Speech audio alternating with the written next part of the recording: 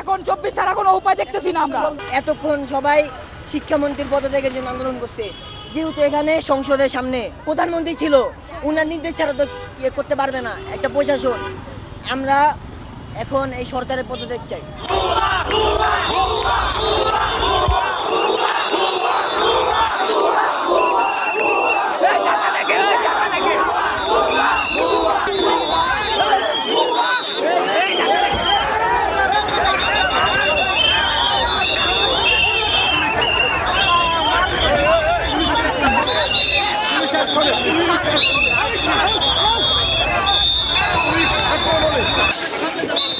এই যে সরিয়ে দেওয়ার সর্বোচ্চ চেষ্টা চলছে।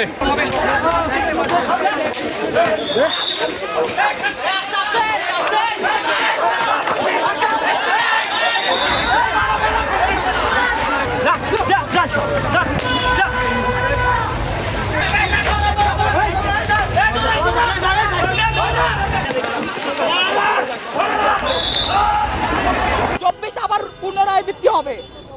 এখন 24 ছাড়া কোনো উপায় দেখতেছি না আমরা। 24শে জুলাই কথায় একটাই যে পদত্যাগ চাই, শেষ। শিক্ষামন্ত্রী পদত্যাগ দিলে মানা হবে না এখন। কারণ আমাদের ভাইদের উপরে কেন অ্যাটাক হলো? আমরা তো শান্তিপূর্ণভাবে করতেছিলাম। আমাদের ভাইদের উপরে অ্যাটাক হয়েছে, আমরা এটা মানবো না। আমরা যখন গেছি আমাদের শান্তিপূর্ণভাবে আন্দোলন করতে বলছে, কিন্তু তারা আমাদের উপরে কি করলো, কিভাবে নির্যাতন করলো আমাদের উপরে?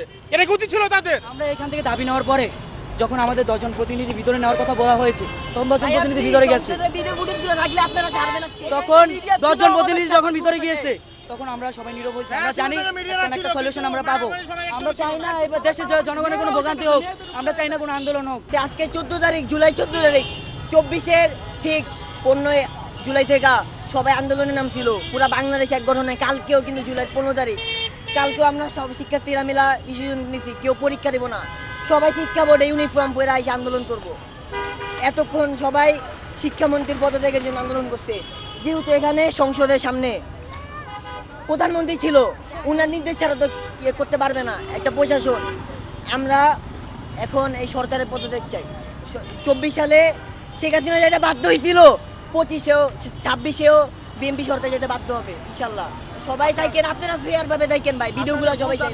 আপনারা যেমন মিডিয়া স্কুল করে আসছেন, আপনারা তো সবাই জানেন আমরা এখানে আসবে একযোগ হবো। আপনারা আসছেন, সরকারের কোনো লোক কি, প্রশাসনের কোনো লোক কি দেখেনি আমরা আন্দোলন করতেছি? ওদের উচিত কি ছিল না তখন কোনো সমাধানে আসা? বা কালকে একটা পরীক্ষা হবে, আমরা পরীক্ষা বাদ দিয়ে, প্রিপারেশন বাদ দিয়ে আমরা কেন এখন আন্দোলন করতেছি?